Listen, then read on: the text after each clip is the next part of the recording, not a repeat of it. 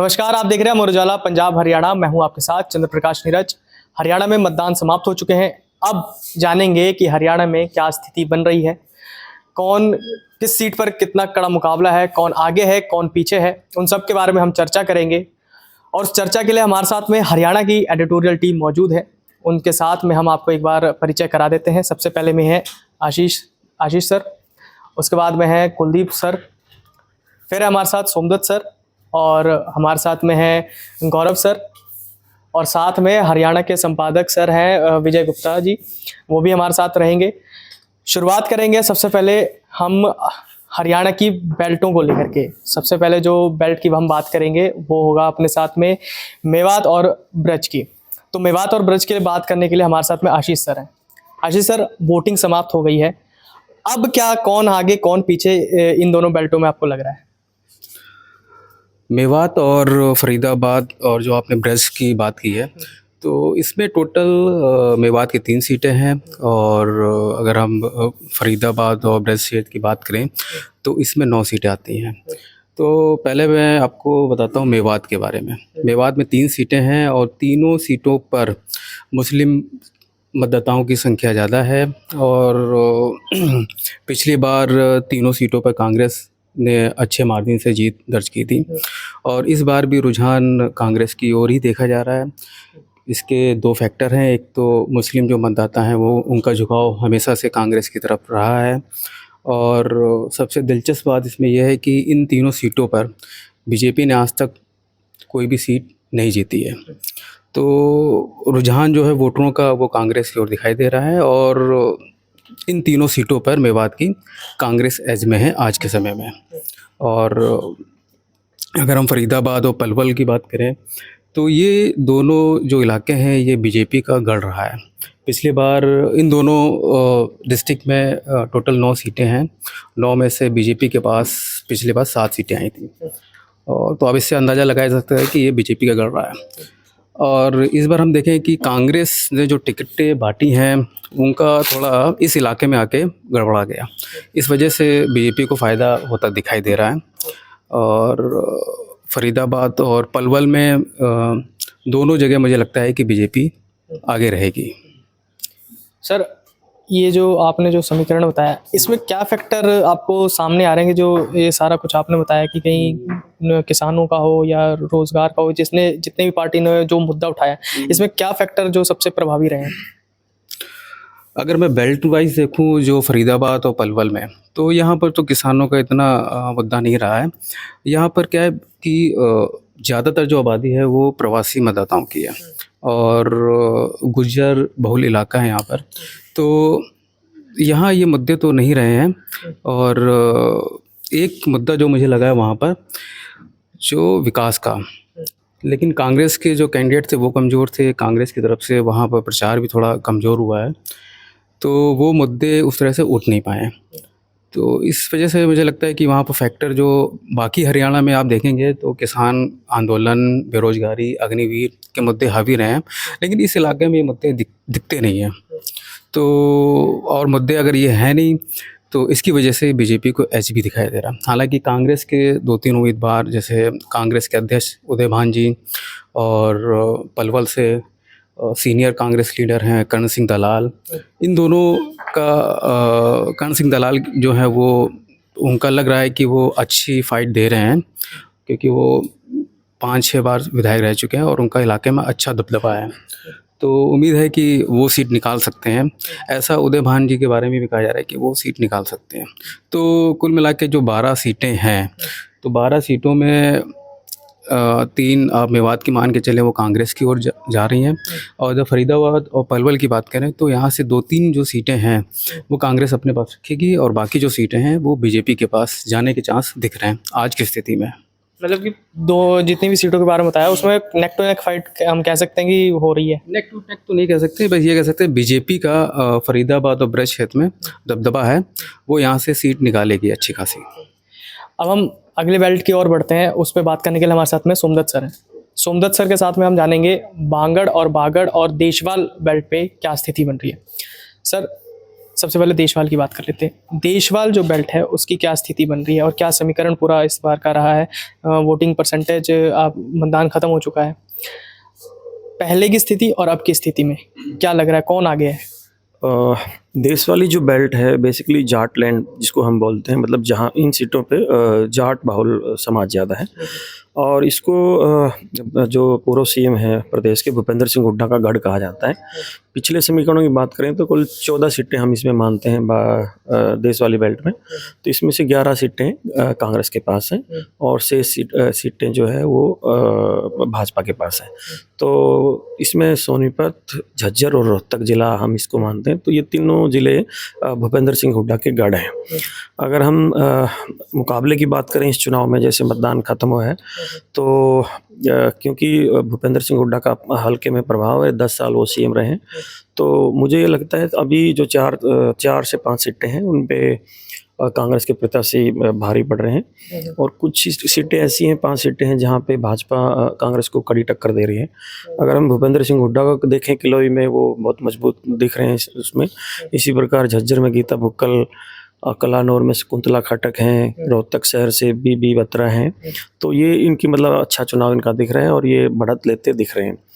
इसी प्रकार अगर हम महम की बात करें तो कांग्रेस के सीनियर नेता रहे हैं आनंद सिंह दांगी, उनके बेटे हैं बलराम दांगी, वो मैदान में। तो उनका मुकाबला भाजपा की बजाय निर्दलीय निर्दलीय ने अपनी पार्टी बना रखी है, बलराज सिंह कुंडू पिछली बार निर्दलीय थे, उनसे उसका मुकाबला है। और इसी प्रकार अगर हम गन्नौर में बात करें तो भाजपा के बागी हैं देवेंद्र कादयान, उनको टिकट नहीं मिला था, तो वो कुलदीप शर्मा जो पूर्व स्पीकर रहे उनको कड़ी टक्कर दे रहे हैं। यहाँ पे निर्दलीय और कांग्रेस का मुकाबला है। इसी प्रकार सिर्फ खरखोदा ऐसी सीट है जहाँ पे भाजपा और कांग्रेस आमने सामने है। यहाँ पे जयवीर वाल्मीकि कांग्रेस से और पवन खरखोदा भाजपा से, यहाँ दोनों का बहुत कांटे का मुकाबला है। गोहाना की बात करें हम, गोहाना में कांग्रेस और भाजपा दोनों में मुकाबला है। यहाँ पे कांग्रेस के विधायक हैं जगबीर मलिक जी और बीजेपी ने पूर्व सांसद अरविंद शर्मा को यहाँ पे मैदान में उतारा है। तो दोनों में बहुत अच्छी फाइट है।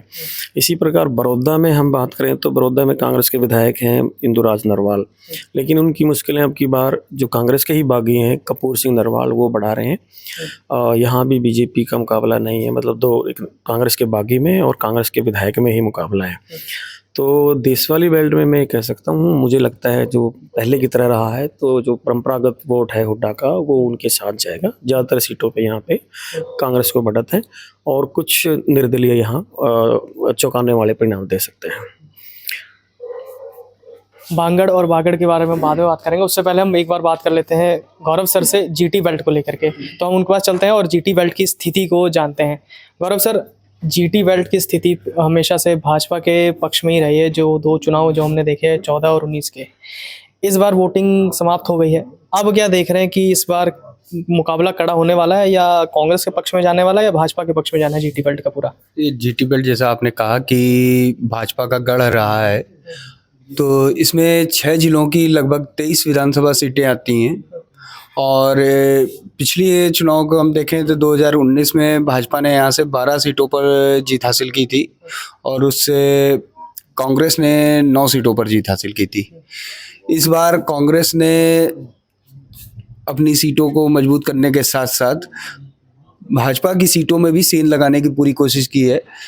राहुल गांधी ने अपनी पहली जनसभा असंध में जीटी बेल्ट पर की और जो अपना रोड शो की शुरुआत की तो उसमें भी इन्होंने नारायणगढ़ से शुरुआत की जनसभा की और उसके बाद जो पहले दिन का रोड शो खत्म किया वो भी जीटी बेल्ट में कुरुक्षेत्र में जाके थानेसर में किया था। तो कांग्रेस का जो पूरा फोकस रहा है इस बार वो भाजपा के जो जीटी बेल्ट के गढ़ में सेंध लगाने पर रहा। और इस बार जो अब चुनाव खत्म हो चुका है तो जो हम देख रहे हैं मतदान के बाद कि 6 सीटों पर भाजपा अपने मजबूत होती दिख रही है। तो 3 सीटों पर जो पिछली बार भी जिसमें कांग्रेस ने जीती थी, ये नारायणगढ़ और साढौरा और उधर यमुनानगर की एक सीट, तो उसमें इस बार भी मजबूत दिख रही है। और इस बार भाजपा ने अपने सीएम नायब सैनी के अलावा 4 मंत्रियों को इस सीट पर अपने गढ़ को बचाने के लिए उतार रखा है और 2 पूर्व मंत्री भी हैं विधानसभा अध्यक्ष ज्ञानचंद गुप्ता भी पंचकुला से चुनाव लड़ रहे हैं। इनमें 12 सीटों पर आमने सामने की टक्कर है, जिसमें इसमें भाजपा की अपनी कई दिग्गजों की प्रतिष्ठा दांव पर लगी हुई है। इसमें 4 मंत्री हैं, महिपाल ढांडा हैं पानीपत ग्रामीण सीट से, और अंबाला कैंट से अनिल विज जो भाजपा के कद्दावर नेता हैं, 6 बार चुनाव जीत चुके हैं, 7वीं बार इस बार चुनाव लड़ रहे हैं। तो इस बार मगर वो त्रिकोणीय मुकाबले में फंसे हैं। जो कांग्रेस की बागी हैं चित्रा सरवारा, उन्होंने भी कड़ी टक्कर दी हुई है अंबाला कैंट में, और वहाँ से कांग्रेस के प्रत्याशी हैं परविंदर परी। तो अब ये फाइनल 8 तारीख को पता चलेगा कि क्या रहता है मुकाबला। इस बार तो अनिल विज ने तो कह भी दिया है कि अगली मुलाकात सीएम आवास में होगी हमारी। अब हम जान लेते हैं कि निर्दलीय की क्या स्थिति है हरियाणा में, और आम आदमी पार्टी और इनेलो का क्या कुछ पूरा समीकरण बन रहा है अब वोटिंग होने के बाद में। उसके लिए बात करने के लिए हमारे साथ में कुलदीप शुक्ला हमारे साथ में है। कुलदीप सर, निर्दलीय कितना प्रभावी रहने वाला है और आम आदमी पार्टी और इनेलो का क्या स्थिति देख रहे हैं आप इस बार इस चुनाव में? देखिए, हरियाणा में सभी चुनाव में जितनी भी विधानसभा के चुनाव हुआ है उसमें निर्दलीय प्रत्याशी रहे हैं, उनकी भूमिका बहुत अहम रही है, और हर बार ज़्यादा से ज़्यादा संख्या में निर्दलीय लड़े भी हैं, और जो निर्दलीय जीते हैं उन्होंने कई बार ऐसा हुआ है कि सरकार बनाने में मदद भी की है। तो इस विधानसभा की बात करें तो इस बार टोटल 462 निर्दलीय चुनावी मैदान में है, जबकि 1031 प्रत्याशी मैदान में है। तो इस बार जो निर्दलीय लड़ रहे हैं, कई निर्दलीय ऐसे हैं कि जो सीधी टक्कर में भी हैं, और वो चुनाव बिगाड़ने के भी बिगाड़ने का दम रखते हैं और चुनाव जीतने का भी दम रखते हैं। जैसे उनमें अगर हम कुछ सीटों की बात करें तो उसमें मैं आपको बता दूं कि जैसे 6 ऐसी सीटें हैं हरियाणा की जो कि निर्दलीय सीधे सीधे टक्कर दे रहे हैं। जिसमें अंबाला की बात करें तो अंबाला से चित्रा सरवारा है जो कांग्रेस से बागी हैं, और कांग्रेस ने उनको पार्टी से भी निकाल दिया है फिलहाल। हिसार सीट की बात करें तो सावित्री जिंदल जी हैं जो देश की सबसे अमीर महिला भी हैं, और उनके बेटे भी भाजपा से सांसद के पोस्ट पे हैं, बट वो उनका प्रचार नहीं कर रहे हैं। और तीसरी अगर बात करें तो गन्नौर सीट की बात करें तो जो सोनीपत के हल्के में आता है वो भाजपा के वहाँ के बागी हैं देवेंद्र कादियान, वो भी निर्दलीय प्रत्याशी हैं, लेकिन वहाँ पे टक्कर दे रहे हैं।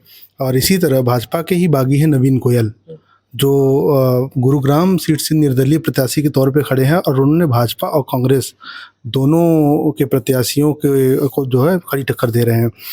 इसके अलावा 6ठी सीट की बात करें जो निर्दलीय की हमने बात की तो रणधीर गोयल जी हैं, तो वो भी अच्छी टक्कर दे रहे हैं, और जीतने का दांव जो उन्होंने खेला है वो अभी काफ़ी दूर तक चल रही है। तो निर्दलियों का जो रहा है कि जैसे 2019 विधानसभा की बात करें तो तकरीबन 370 से ज़्यादा निर्दलीय मैदान में थे। उस बार 7 निर्दलीय जीते भी थे।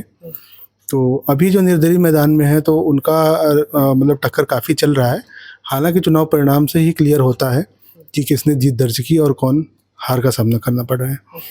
इसके अलावा जैसे आपने पार्टियों की बात की, अगर हम पार्टियों में देखें तो जचपा की जैसे बात करें तो जचपा जो है वो इस बार चुनाव में दूसरी रणनीति के साथ चुनाव मैदान में उतरी है, और इस बार वो आज़ाद समाज पार्टी के साथ गठबंधन करके चुनाव लड़ रही है, जिसमें उनका रेशियो है कि जचपा 69 सीटों पे चुनाव लड़ रही है, और जो दूसरी आज़ाद समाज पार्टी है जिसे एसपी कहते हैं तो वो 16 सीटों पे चुनाव मैदान थे। हालांकि चुनाव के जैसे जैसे दिन निकलते गए वैसे वैसे जचपा और एसपी का समीकरण भी बदल गया। पहले उन्होंने 2-3 सीटों पे निर्दलीय प्रत्याशियों को समर्थन किया था, उसके बाद फिर उन्होंने एक और सीट पे समर्थन किया, तो टोटल अभी उन्होंने 4 निर्दलीय प्रत्याशियों को अपनी गठबंधन की तरफ से समर्थन भी दिया हुआ है। तो जचपा जो कि 2019 के विधानसभा चुनाव में किंग मेकर रही थी, 10 सीटें मिली थी, और उन 10 सीटें जो उसको मिली थी वो अगर बात करें तो इंडियन नेशनल लोकदल जो इनेलो है उनके जो मतलब जो वोटर बाहुल्य उनकी क्षेत्र थी वहाँ से उनको ज़्यादा मत मिले थे। इसके अलावा तकरीबन 22 सीटों पे जचपा के जो प्रत्याशी हैं, हालांकि उनको हार का सामना करना पड़ा था, लेकिन वहाँ पे वो कड़ी टक्कर में थे। तो अगर हम बात करें तो दुष्यंत चौटाला के उस पे मतलब को साथ लेके और स्टार प्रचारक के तौर पे जो सबसे बड़े प्रचारक रहे, उन्होंने 25 रैलियां की और कुल मिला के 40 जनसभा के साथ 40 जनसभाएं की। तो जचपा इस टाइम दुष्यंत के दम पे पूरा सिनेरियो उसका बना है चुनाव लड़ने का। और फिलहाल तो उनका ये दावा है कि सत्ता किसी के पास भी आएगी पर चाबी उन्हीं के पास है। तो ये अब चुनाव परिणाम बताएगा कि फिलहाल चाबी या ताला किसके पास रहता है। इसके अलावा आपकी अगर बात करें तो आम आदमी पार्टी इकलौती ऐसी पार्टी है हरियाणा के इस विधानसभा चुनाव में जो कि 90 सीटों पे चुनाव लड़ रही है। हालांकि अगर बात करें आम आदमी पार्टी की तो उनके पास यहाँ पे अगर हरियाणा के लिए देखेंगे तो कोई बड़ा चेहरा नहीं रहा है। इस वजह से ये भी कह सकते हैं कि अरविंद केजरीवाल जी को उन्होंने लोकल बॉय बना के यहाँ पे उतारा। और जैसे अरविंद केजरीवाल भी, जैसे सभी पार्टियां अपने अपने दावे कर रही हैं, तो अरविंद केजरीवाल भी इस चीज़ का दावा कर चुके हैं कि सत्ता कोई भी सत्ता किसी की भी आएगी, लेकिन चाबी हमसे ही लेना पड़ेगा, मतलब हमारा साथ लेना पड़ेगा। तो ये सब चुनाव परिणाम के बाद ही क्लियर हो पाएगा। हरियाणा की 6 बेल्ट में से एक बेल्ट अहिरवाल बेल्ट के बारे में अब हम बात करेंगे। अहिरवाल बेल्ट की बात करने के लिए हमारे साथ में आशीष जी हैं। आशीष सर, अहिरवाल बेल्ट का क्या लग रहा है आपको, पूरा किसका प्रभाव लग रहा है आपको? अहिरवाल बेल्ट में 3 डिस्ट्रिक्ट हैं, महेंद्रगढ़ है, रेवाड़ी है, गुरुग्राम है। इन तीनों डिस्ट्रिक्ट की कुल 11 सीटें आती हैं और आप देखेंगे तो इस बेल्ट में यादव वोट ज़्यादा हैं, इनकी संख्या ज़्यादा है, तो इसको अहिरवाल बेल्ट बोलते हैं। और इसमें ये जो यादव वोट है ये हरियाणा में बीजेपी की तरफ इनका झुकाव देखा गया है। और आपने देखा होगा 2014 में, 2019 में बीजेपी को जो सीटें बढ़ी हुई मिली हुई थी वो इसी बेल्ट से मिली थी, क्योंकि ये जो वोटर है ये बीजेपी के साथ है। और यहाँ पर जो माना जाता है कि जो जाट वोट हैं उनकी संख्या थोड़ी कम है, तो इसलिए यहाँ पर यादव मतदाता ज़्यादा हैं। लेकिन अब यहाँ पे देखना होगा कि जो अग्निवीर का मुद्दा है, इस इलाके के जो बच्चे हैं वो ज़्यादा फ़ौज में जाते हैं, क्योंकि उनके फैमिली के लोग फ़ौज में बहुत ज़्यादा हैं इस इलाके में। तो अग्निवीर यहाँ पे एक बड़ा मुद्दा बन सकता था, लेकिन मुझे नहीं लगता है कि यहाँ पर ये मुद्दा बन पाया है। उसकी एक वजह ये है कि कांग्रेस ने इस बेल्ट में अपना जो प्रचार है वो इतना मजबूती से नहीं किया। हालांकि राहुल गांधी आए थे लेकिन वो अंतिम दिन पहुँचे, महेंद्रगढ़ में उन्होंने रैली की। तो अब देखते हैं कि इसका प्रभाव कितना रहता है। लेकिन मैं दावे के साथ कह सकता हूँ कि बीजेपी को यहाँ पर अच्छी खासी सीटें मिलेंगी। 11 में से मैं मान के चल रहा हूँ कि 7-8 बीजेपी इसमें आसानी से गेन कर लेगी। सर, इसमें क्या कुछ फैक्टर जो सामने आ रहे हैं कि भाजपा जो 7 से 8 सीटें आपने बोला कि जो ले जाएगी, उसके क्या कारण है अग्निवीर को अलावा भी अगर देखा जाए?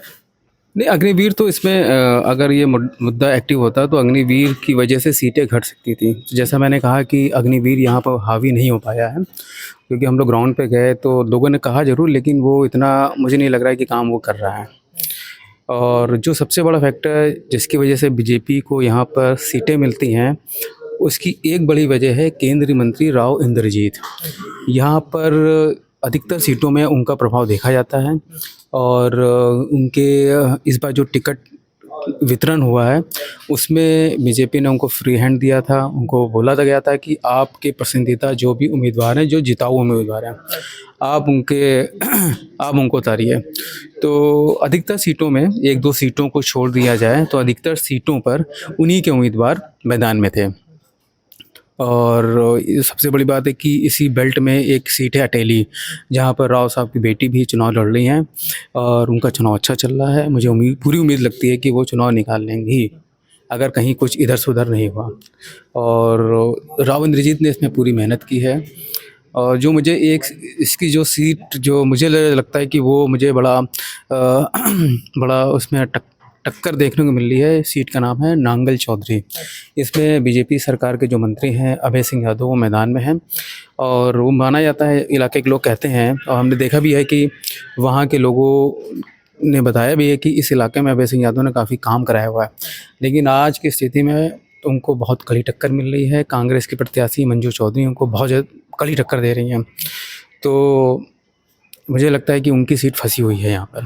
तो अब देखते हैं आगे क्या रहता है। लेकिन जो सबसे बड़ा फैक्टर है जो जिसकी वजह से बीजेपी यहाँ गेन करती है उसमें राव इंद्रजीत का बड़ा फैक्टर है और यादव वोट।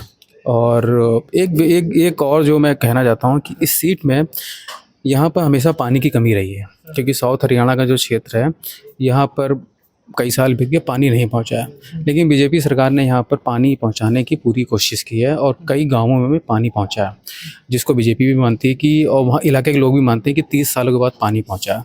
दूसरा जो फैक्टर है कि इस इलाके की आप देखेंगे, जैसे इसी इलाके से 152D गुजरता है जो जयपुर से सीधे चंडीगढ़ को कनेक्ट करता है।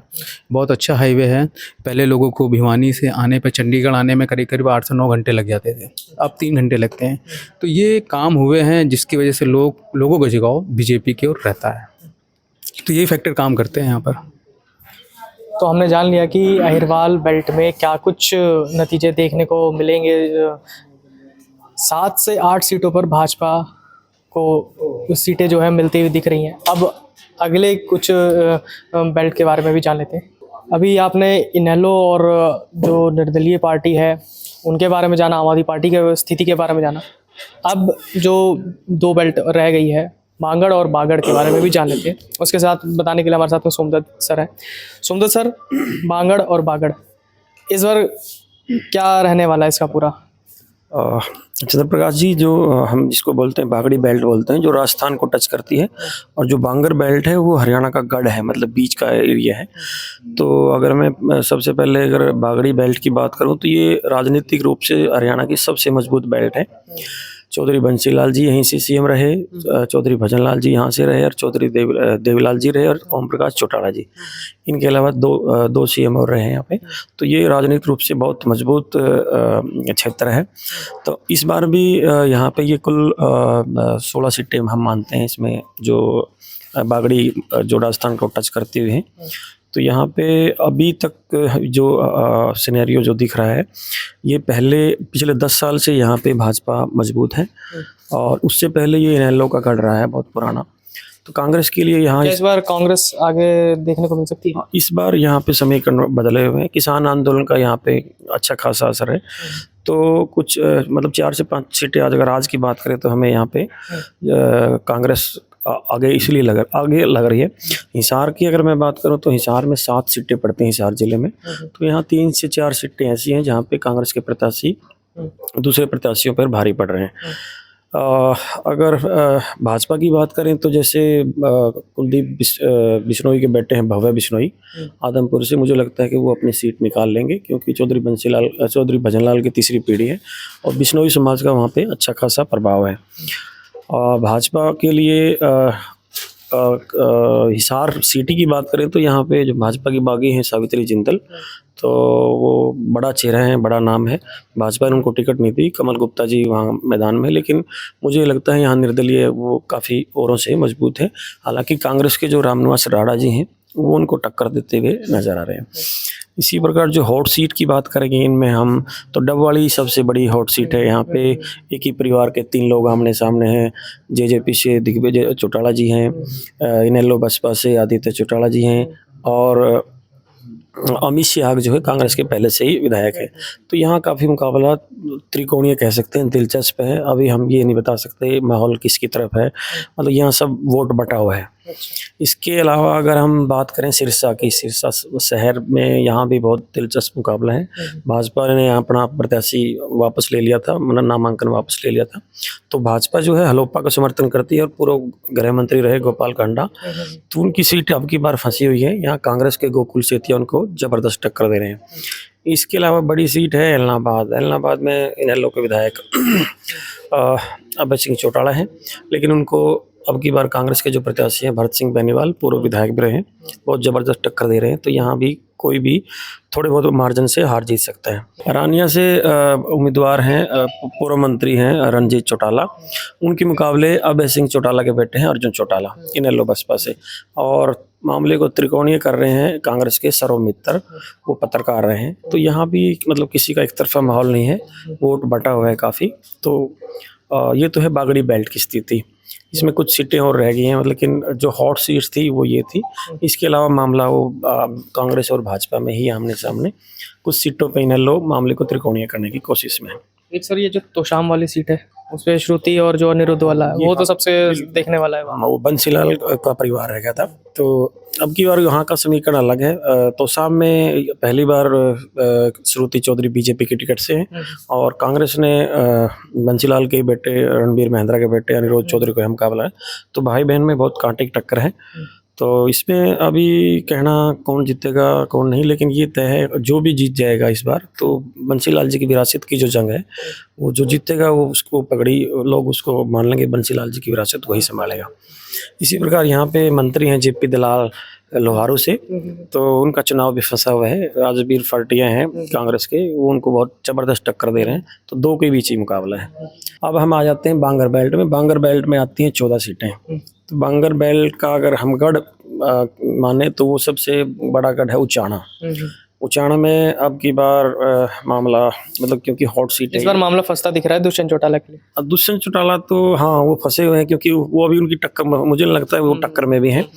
किसान आंदोलन का उनको बहुत नाराजगी झेलनी पड़ रही है। कहीं ना कहीं तो वो कहते भी आए हैं कि भाजपा के साथ जाना उनकी गलती थी, उसको नुकसान हुआ उनको लेकर। हाँ, इसी बात से लोग नाराज हैं, क्योंकि भाजपा से नाराज लोगों ने ही उनको वोट दिया था और वो भाजपा के साथ चले गए। तो वहाँ के जो इस मिट्टी की खासियत क्या है बांगर बेल्ट की, यहाँ के लोग बहुत अंदर बात रखने वाले हैं, मुंह पे बोलते हैं। वो नाराज है तो मुंह पे बोलेंगे, साथ हैं तो खुल के साथ देंगे। तो यहाँ के लोगों की खासियत यही है, जिसका एक बार हाथ पकड़ लेते हैं फिर वो छोड़ते नहीं। जैसे यहाँ से पिछले 40 साल से वीरेंद्र सिंह राजनीति करते रहे हैं, वो इसी दम पे राजनीति करते रहे हैं। जबकि उचाना बहुत पिछड़ा हुआ इलाका है, उनको विकास से उससे मतलब कोई बहुत ज़्यादा ताल्लुक नहीं रखते लोग। वो सिर्फ एक बार जिसका हाथ पकड़ लिया उसका ज़िंदगी भर के लिए साथ देते हैं। लेकिन अब की बार वीरेंद्र सिंह ने अपने बेटे को कांग्रेस की टिकट पर उतारा है और भाजपा ने देवेंद्र अत्री को यहाँ पे उतारा है। तो यहाँ भी और दो निर्दलीय, वहाँ पे वीरेंद्र गोगड़िया और दिलबाग संडील। तो यहाँ मामला बहुकोणीय है। तो लेकिन टक्कर जो मेन मुझे जो टक्कर लगती है वो बीजेपी और जो वीरेंद्र सिंह के बेटे हैं ब्रिजेंद्र सिंह, उनके बीच में है। इनमें से जो भी नेता जो नाराज लोग हैं उनको जो साथ पाएगा तो सिर पे ताज उसी के होगा। इसके अलावा अगर बात करूँ तो मैं कलायत में जेपी जो सांसद हैं हिसार के, उनके बेटे विकास साहन मैदान में है। लेकिन उनकी मुश्किलें जो है कि कांग्रेस की बागी अनीता डुल वो बढ़ा रही हैं और मामला यहाँ भी मतलब एक तरफा हम कहीं नहीं कह सकते। इसके अलावा यहाँ कमलेश डांडा हैं बीजेपी की, इनेलो के रामपाल माजरा हैं प्रदेश अध्यक्ष, वो भी मैदान में। लेकिन मुख्य मुकाबला यहाँ अनीता ढुल और जेपी के बेटे जो है विकास साहन में लग रहा है। कैथल में रणदीप सिंह सुरजेवाला हैं, कांग्रेस के राज्यसभा सांसद हैं, उनके बेटे आदित्य सुरजेवाला मैदान में है। और पूर्व विधायक जो हैं मौजूदा विधायक लीलाराम, वो उनके मुकाबले में। लेकिन यहाँ पे सुरजेवाला ने कैथल में जो पहले 10 साल पहले काम कराए हैं उनको मुद्दा बनाया है। तो मुझे लगता है रणदीप सिंह सुरजेवाला के बेटे काफ़ी अच्छी मजबूत स्थिति में है। और उच्चाणा के अगर और सीट एक सबसे जो मेन सीट है वो जुलाना की जो अभी सबकी नज़रें उसी पे है, वो उसका क्या स्थिति बन रहा है? हाँ, जुलाना भी हॉट सीट है क्योंकि विनेश फोगाट यहाँ से है, ओलंपियन पहलवान। तो अभी तक तो मुझे लगता है वो मजबूत स्थिति में है। एक तो क्योंकि हाईकमान का सीधा मतलब आशीर्वाद, उनको टिकट ऊपर से सीधा मिला, तो हाईकमान भी साथ है और भूपेंद्र सिंह हुड्डा और दीपेंद्र सिंह हुड्डा का मतलब सीधा एक तरफ से उनको आशीर्वाद है। दूसरा, ये सीट पूरी तरह से मतलब जाटलैंड सीट हम बोल सकते हैं। यहाँ 2 लाख में से 1 लाख मतदाता जाट है।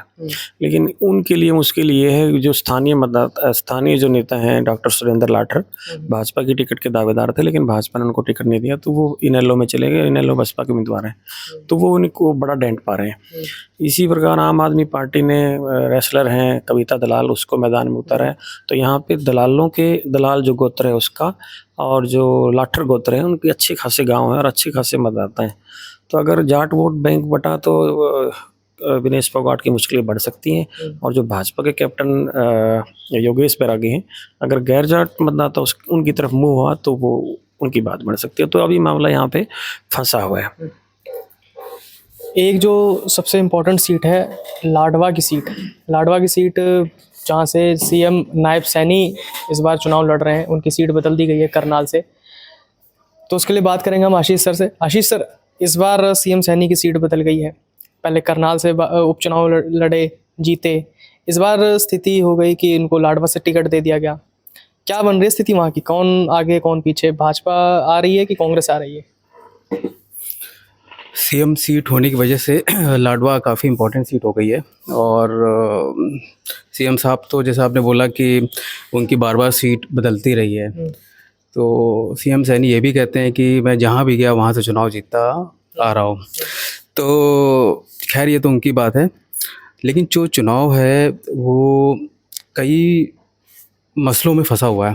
एक तो जाति का समीकरण, क्योंकि वहाँ पर जाट जो वोटर हैं उनकी संख्या ज़्यादा है। और दूसरा जो कांग्रेस जो उम्मीदवार है मेवा सिंह, वो यहाँ के विधायक भी हैं और उनकी अच्छी पकड़ है, क्योंकि वो किसी ज़माने में सरपंच से, फिर सरपंच से उठे, फिर वो बने। तो उनका जो चुनाव है काफ़ी अच्छा चुनाव है मेवा सिंह का भी। लेकिन अब नायब सिंह सैनी वहाँ से चुनाव लड़ रहे हैं, मौजूदा सीएम हैं, तो उसका तो एज रहता ही है। दूसरा वहाँ पर सैनी वोट जो उनकी भी संख्या भी काफ़ी अच्छी खासी है, 32,000 करीब करीब वोट हैं। और इसके अलावा जो दूसरे नॉन जॉट वोटर हैं वो उनकी भी संख्या भी 30,000 के करीब करीब पड़ती है। तो चुनाव अगर हम जाति का समीकरण से देखें तो चुनाव बराबर पर है। और जो कांग्रेस के विधायक हैं वो भी कमज़ोर नहीं हैं। तो कह सकते हैं कि चुनाव अभी काफ़ी फंसा हुआ है। और बाकी तो 8 तारीख को ही पता चलेगा कि कौन जीत रहा है। लेकिन अभी हम लोग तो यही कह सकते हैं कि चुनाव का टक्कर का चुनाव है और पूरे देश की नज़रें उस सीट पर लगी हुई हैं। एक जो सबसे और जो सीट की बात कर रहे हैं और जो पार्टी है हलोपा से गोपाल कांडा जो है मैदान में है और भाजपा का भी समर्थन है, उस पर हम बात कर लेते हैं। कुलदीप सर, क्या स्थिति बन रही है गोकुल सेतिया के सामने गोपाल कांडा? क्योंकि भाजपा ने तो गोपाल कांडा को समर्थन भी दिया हुआ है, तो क्या लग रहा है कि गोपाल कांडा आ रहे हैं? देखिए, कौन आ रहा है ये तो चुनाव परिणाम बताएगा, वो तो हम नहीं बता सकते अभी कि कौन आ रहा है। पर जैसे गोपाल कांडा की बात करें तो गोपाल कांडा का चुनाव में उतरना और पूरे चुनाव का जो उनका सिनेरियो रहा बड़ा ही नाटकीय रहा है कि पहले वो इनेलो से समर्थन में आए और इनेलो के समर्थन के साथ चुनाव मैदान में उतरे। फिर बाद में भाजपा के प्रत्याशी ने अपना पर्चा वापस ले, नामांकन वापस ले लिया। जब नामांकन वापस ले लिया उसके बाद भी हरियाणा के चुनाव में एक हलचल सी आई और मतलब जो दूसरी पार्टियां थी, चाहे कांग्रेस की बात करें चाहे जसपा की बात करें, उन लोगों ने इनेलो को कहीं कहीं घेरना शुरू कर दिया गोपाल कांडा को लेके। और इनेलो पे बी टीम का ठप्पा भी लगा दिया। उन्होंने आरोप लगाया कि इनेलो देखो बी टीम भाजपा की बी टीम है। तो ये बड़ा ही पूरा जो सिनेरियो था वो नाटकीय था। लेकिन अब जो चुनाव की बात करें तो फिलहाल जैसे इनेलो का भी समर्थन है और हलोपा के खुद प्रमुख हैं वो और पहले भी विधायक रहे हैं और भाजपा का भी समर्थन उनको मिल गया है। तो कहीं ना कहीं गोपाल कांडा को हम ये मान सकते हैं कि मजबूत स्थिति में माने जा सकते हैं। लेकिन जो हरियाणा में सिनेरियो रहा कि भाजपा का विरोध किसान आंदोलन को लेके और भी चीज़ों को लेके और जो इनेलो का स्टैंड रहा, तो उसको लेके अब कितने मत प्रतिशत का फ़र्क पड़ता है या जो मतदाता हैं वो किसकी तरफ झुकते हैं, तो वो फिलहाल परिणाम में पता चलेगा।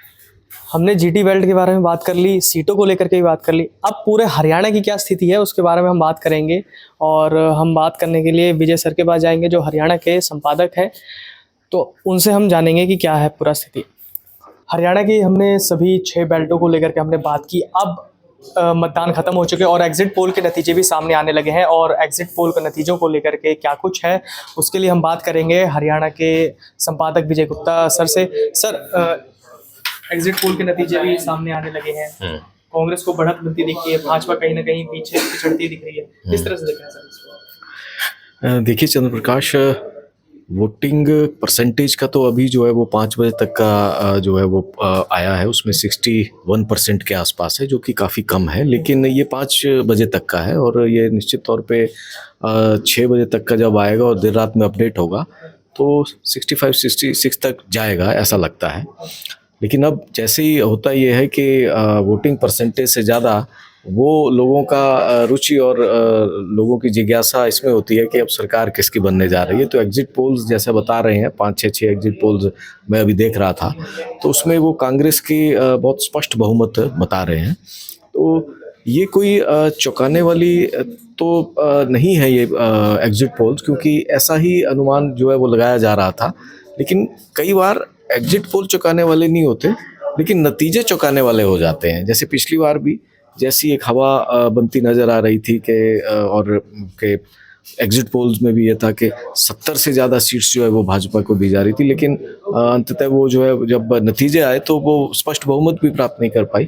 तो अभी ये नहीं कहा जा सकता कि ये एग्जिट पोल बिल्कुल ही सही होंगे। हाँ, लेकिन ये ज़रूर है कि ऐसा ही माहौल जो है वो, और जो हमारी भी ग्राउंड से रिपोर्ट्स मिली है अपने संवाददाताओं की, फील्ड रिपोर्टर्स की, वो कमोबेश यही थी कि कांग्रेस का एक एज रहा है। हमने ये कहा ही था कि 39 सीट्स पर जो है वो बिल्कुल सीधी टक्कर थी और 33 सीट्स पर जो है वो दोनों दल कांग्रेस और भाजपा वो कहीं न कहीं 19 पर कांग्रेस आगे मान रही थी और 14 पे बीजेपी मान रही थी।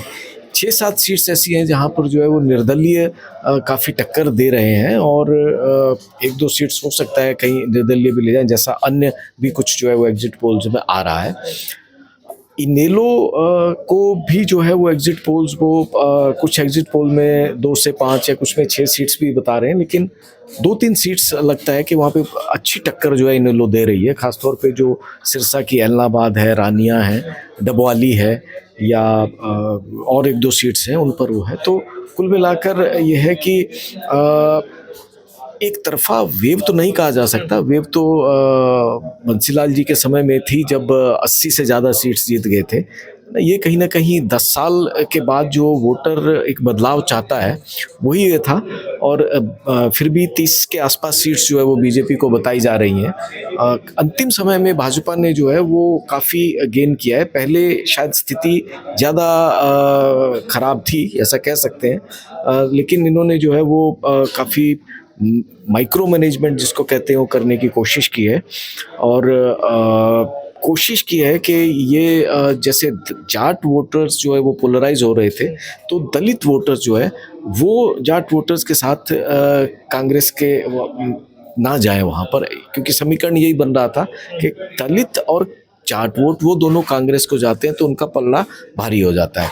ओबीसी वोट बैंक वो भाजपा मान के चल रही है कि ओबीसी वोट बैंक जो है वो उनके साथ है, ज़्यादातर उनके साथ है, क्योंकि उसके कई वजह है। मुख्यमंत्री नायब सिंह सैनी खुद जो है वो ओबीसी वर्ग से हैं और ये होता ही है कि अगर उनका सीएम है तो जो है वो वर्ग साथ रहता है।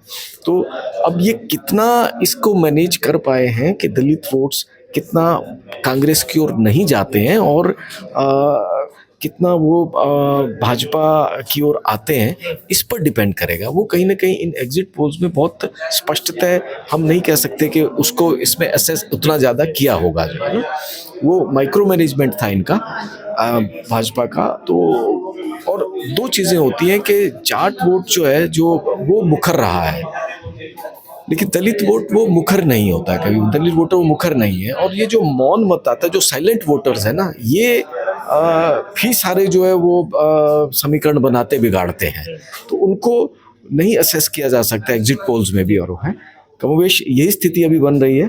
बाकी देखते हैं कि 8 तारीख को नतीजे क्या आते हैं और ऊँट किस करवट बैठता है। तो हमने जाना सभी बेल्ट को लेकर के, हरियाणा के बेल्ट को लेकर के, और जो एग्जिट पोल जो अभी आ रहे हैं जिस तरह से कांग्रेस को बहुमत दिख रही है और भाजपा कहीं ना कहीं पिछड़ती दिख रही है। हालांकि ये तो सिर्फ अभी एग्जिट पोल के नतीजे हैं, असली नतीजे 8 तारीख को पता लग जाएंगे, हम आपको बताएंगे। जुड़े रहिए हमारे साथ, तब तक के लिए नमस्कार। अगर आप ये वीडियो YouTube पर देख रहे हैं तो हमारे चैनल को सब्सक्राइब करें और बेल आइकन को दबाना ना भूलें। अगर आप Facebook पर ये वीडियो देख रहे हैं तो हमारे पेज को लाइक करें।